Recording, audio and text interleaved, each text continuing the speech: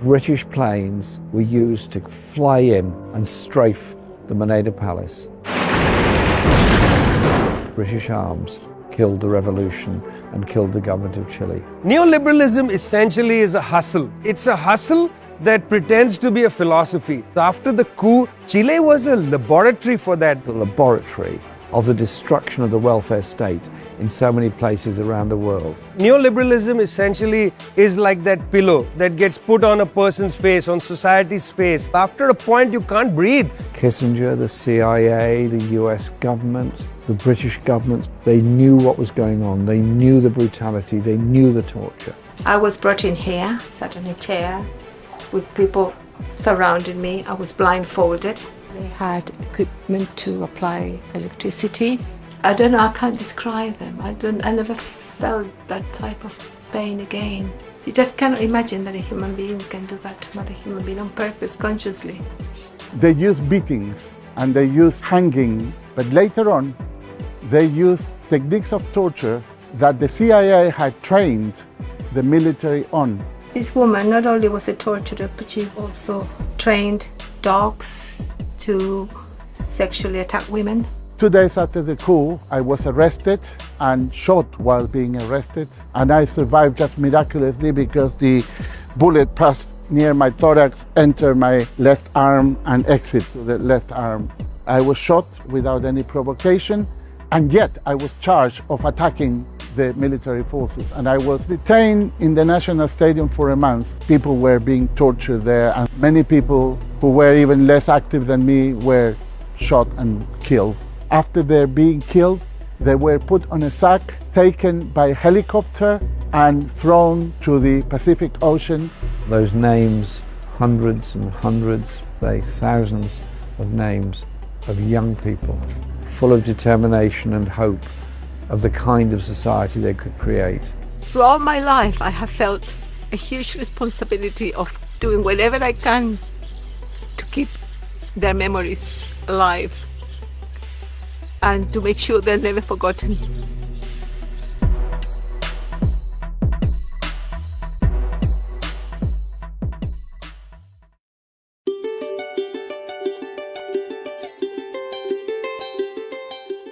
When I first arrived in Chile in 1969, it didn't take long to pick up the ferment of the political atmosphere. Because I'd just come from Argentina, which was a military dictatorship. I'd come from Paraguay, which was a military dictatorship. Brazil, which was a military dictatorship. When I came to Chile, it was very different. Socialist Party symbols all over Santiago, marches, demonstrations, meetings, demands, hope, expectation. It was so different to all the other places, and that was infectious. And I was infected by it. It was a very nice time to be a student. We were really building a new world, a society that was going to be better for everybody. Agenda was there, because I felt that all the measures that he was taking were really favoring, benefiting the people of my class, the poorest of the country. When Allende was elected in 1970, I was 15 years old. My parents were actors and socialists. There was a huge popular movement of support for Allende. In Britain, we were just ecstatic. Somebody who stood for election as a socialist, who'd spent his life fighting for human rights and social justice, had become the president of Chile. All the changes they started to bring in, the public ownership, the building of houses, improvement of education, feeding of children, real rights for indigenous communities, rights for women, and so much hope was in that government and the changes they brought in. Then the pressure of the lies and the disinformation against Salvador Allende. No tengo otra alternativa. Solo acribillándome a balazos podrán impedirme voluntad que hacer cumplir el programa del pueblo. When the Socialist Party of Salvador Allende began to make moves towards taking control of the government, there was a real fear in Washington, D.C., and of course in the head offices of largely US-based multinational corporations, that the copper would be nationalized. And if anybody who lives in the modern world doesn't understand the power of copper, Well, you need to go and look at your phone, you need to understand how your computer functions. Copper is completely essential to the modern world. And that's the reason why the US government, in cahoots with the Chilean oligarchy, attempted to suffocate Allende.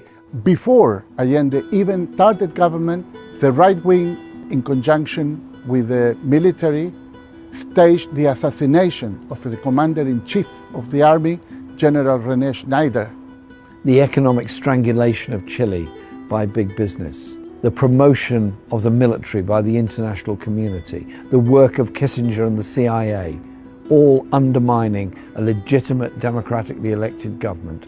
The emblematic statement is made by Nixon to Henry Kissinger, where he says, we have to make the economy scream. We have to make the situation in Chile so completely difficult that a coup will be justified when it happens, that when the military eventually moves against the government of Allende, there will be a lot of people who will say Allende's government messed up the economy. They blame Allende, of course. People would say, we have nothing to eat, there is no transport, but the United States blocked all the credits to Chile and made life absolutely impossible. There was a huge inflation, there was a complete wrecking of Chilean economy, and yet, and this is the important thing, the vote for Allende increased from 36% in 1970 to 43% on the eve of the coup in March 1973. So the people could see through all this. The political conscience of the working class in Chile and the poor in Chile was so high that people didn't mind, because they knew que el compañero Allende was going to be making things better for people. And he got more votes. And then is when the United States and the right-wing people in Chile realized that they were not going to overthrow Allende through democratic means, and they started putting in place the coup.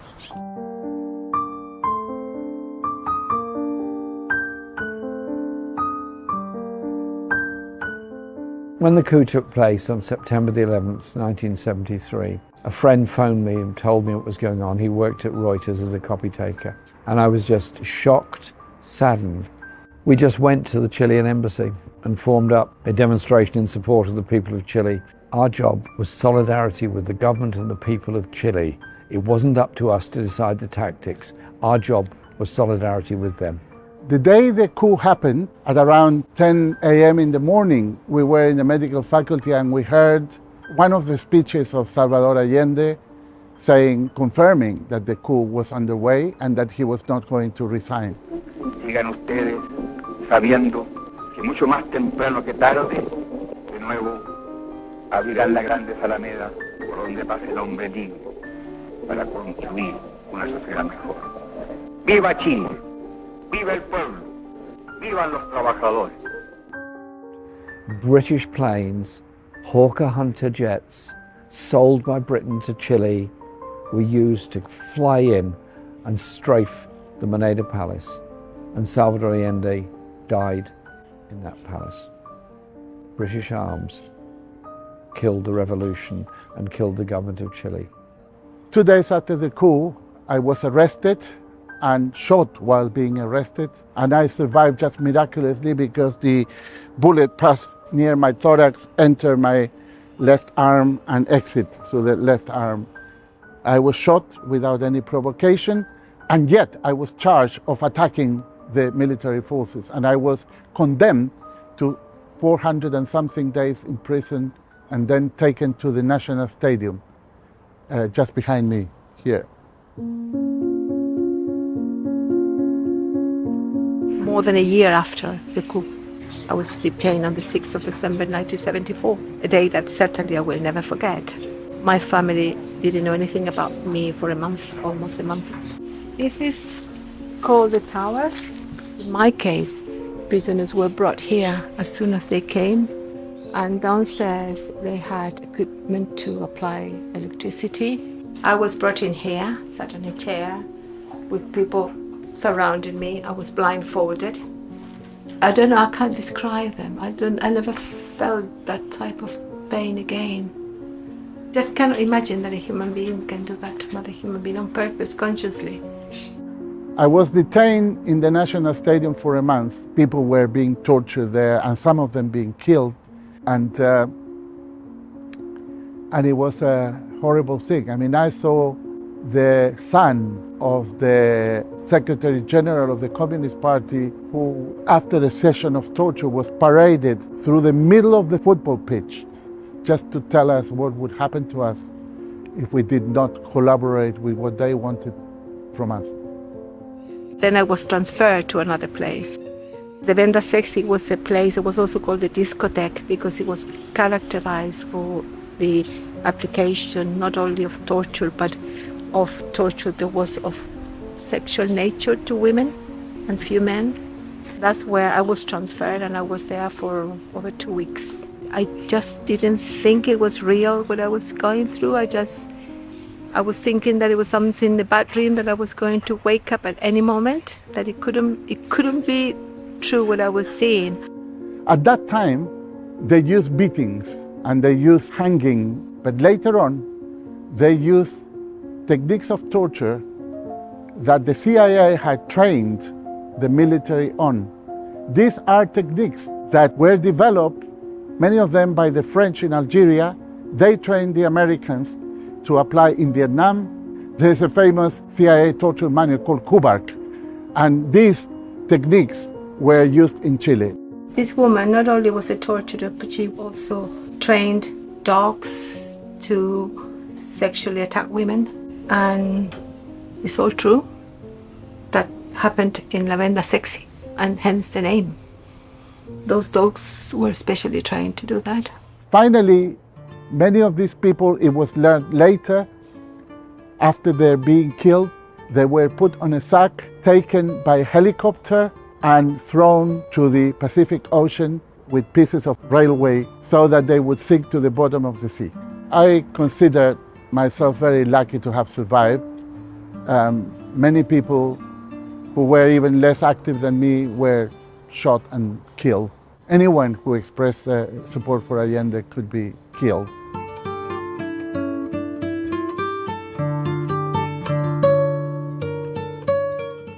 In the cemetery at Recoleta, there's a whole area with unmarked graves of people who were just dumped in the ground by the military as they were killed in the stadium and other places.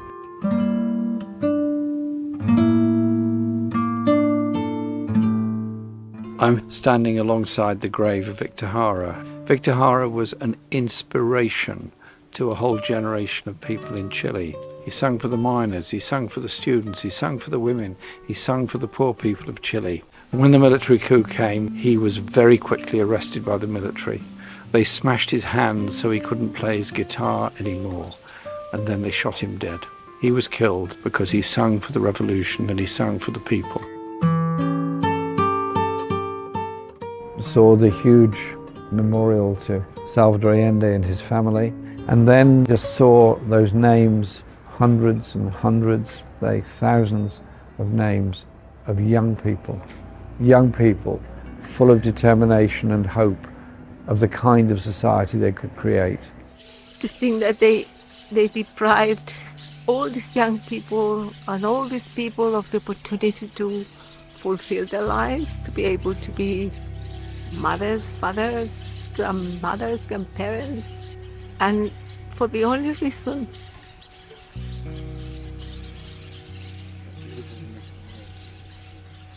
that they wanted to build a more just society. Throughout my life, I have felt a huge responsibility of doing whatever I can to keep their memories alive and to make sure they're never forgotten. I just feel angry. We didn't do enough. We should have done more. We should have done more. We should have been stronger. The British government was supplying arms to Pinochet, and all the while, Kissinger, the CIA, the US government, the British governments of Heath and Thatcher, they knew what was going on. They knew the brutality. They knew the torture. Yet they said Chile is changing. It's developing economically. Milton Friedman was here imposing free market economics and destroying the public services that had been created by the Popular Unity government led by Salvador Allende.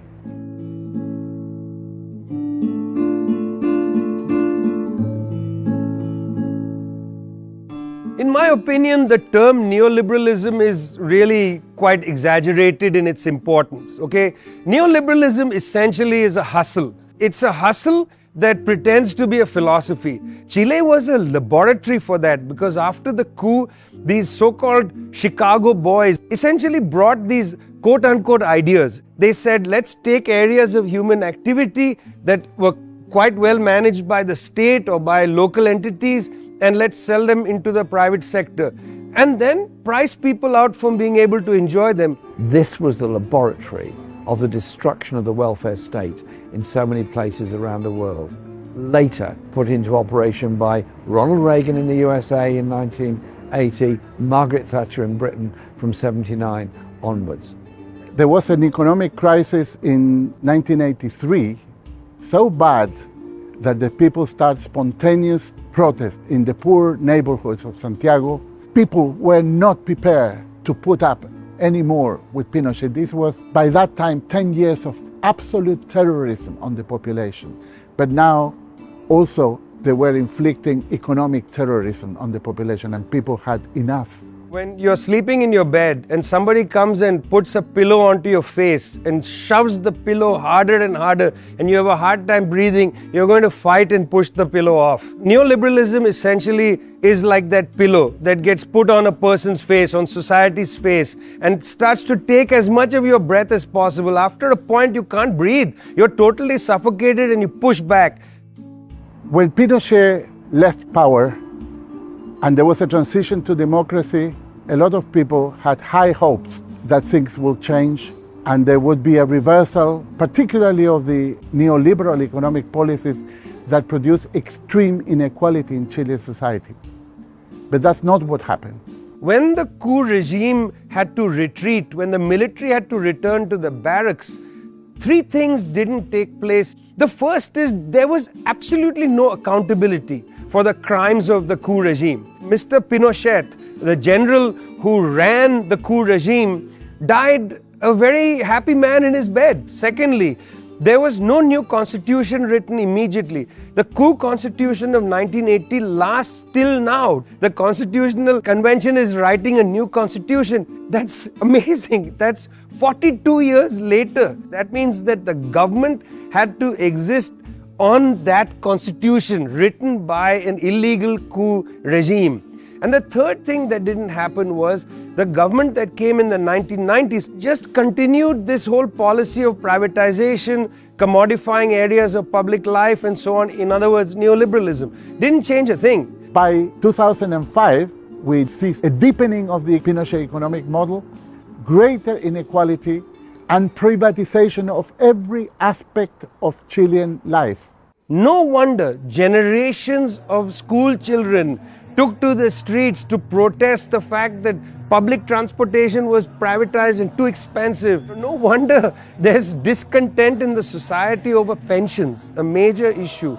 So the protest culminated in a big uprising in 2019, where, in difference to previous protests that were sectoral, students here, the people who were fighting for water rights there, they all came together and there was a massive uprising of the people in 2019. And it was of an intensity never before experienced in this country.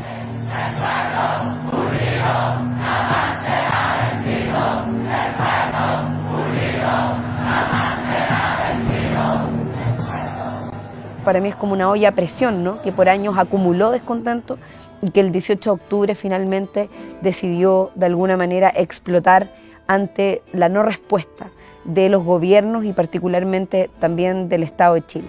Por mucho tiempo jugamos un rol desde el movimiento social, marchando, organizándonos, gestionando, pidiendo reuniones con autoridades que tomaban decisiones por nosotros. Y nos dábamos cuenta que muchas veces chocábamos contra una pared. Nosotros desde el movimiento estudiantil siempre pensamos en que era necesario remover el poder. Y bueno, y hoy día somos parte del gobierno nuevamente, pero ya no solo del gobierno de otros, sino que de nuestro gobierno.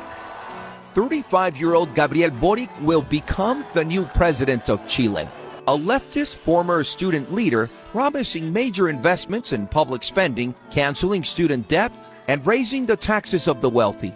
Un gobierno feminista, de un gobierno ecologista, siempre vinculados con la lucha del movimiento social, porque en Chile al menos yo no recuerdo ningún proceso de transformación real y profunda que no sea acompañado de un movimiento social activo.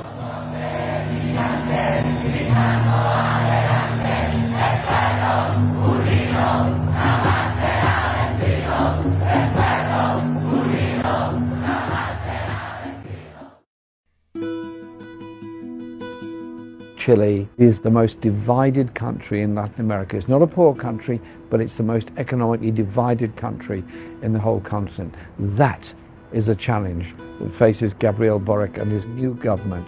President Boric got the largest vote ever of any presidential candidate. They have a massive mandate. They do have political stresses with the lack of complete control of the Congress and the Senate, and there is going to be opposition to the redistribution of power and wealth. The right wing in Chile today are stronger than they were at the time when they overthrew Salvador Allende, because everything is privatized. They're making money every minute you breathe the air. They're making money of you as a Chilean citizen. So I am afraid of the way they will use that power to prevent any change from happening in Chile. It may take the form of a military coup, I doubt it, but it will probably take the way of the lawfare applied against the Brazilian President Lula, or many other ways in which you can make the whole process grind to a halt. You have to marry the movement of the grassroots with the executive action of the new government. Por más que este sea un gobierno que tiene una aspiración y una vocación de transformación profunda, siempre van a haber desde la institucionalidad fuerzas que van a tratar de retroceder, de evitar que los cambios se produzcan. Y ahí lo único que lo puede garantizar es el pueblo organizado. Son los estudiantes y las estudiantes organizadas y organizados, es el movimiento feminista, es el movimiento sindical, son los trabajadores y trabajadoras, son los actores sociales, los protagonistas, las protagonistas los que pueden garantizar que la vocación de transformación que tenga un gobierno o una institución se materialice en términos reales. Look, I'm not confident that the government in Chile is going to very easily slot itself into left-wing currents on the continent. When you talk to people in the new government in Chile, they will tell you that the main issues are pension reform and so on. These are internal issues. Of course, you can't reform pensions inside Chile without raising revenue. If you're going to raise revenue, you're going to have to increase royalties from your copper mines. If you're going to do that, you're going to have to confront American, Australian, Chinese multinational corporations. International issues are in the middle of what is a domestic issue. They can't be separated out. We are going to see more and more public unrest of different kinds. Whether this public unrest will remain the unrest of the streets, or whether it will be able to produce political projects that redefine how states operate, that's to be seen. To me, this is a time of the most amazing strength and hope that free market economics can be consigned where they belong, to the dustbin of history. You can bring about a society of social justice for the good of all of the community, and I absolutely wish them well. I am hopeful for Boric government. Hope is the last thing that you should lose. I think that you have to act with the optimism of will and the pessimism of reason. Poetry and music have always been very much part of the political life in Chile. One of the great poets of Chile, Pablo Neruda, left us great words and great memories. You can cut down all the flowers, but you cannot stop the coming of spring. The coup happened in September, which in Chile is the beginning of spring. Neruda's spring took a while to come, but it's come.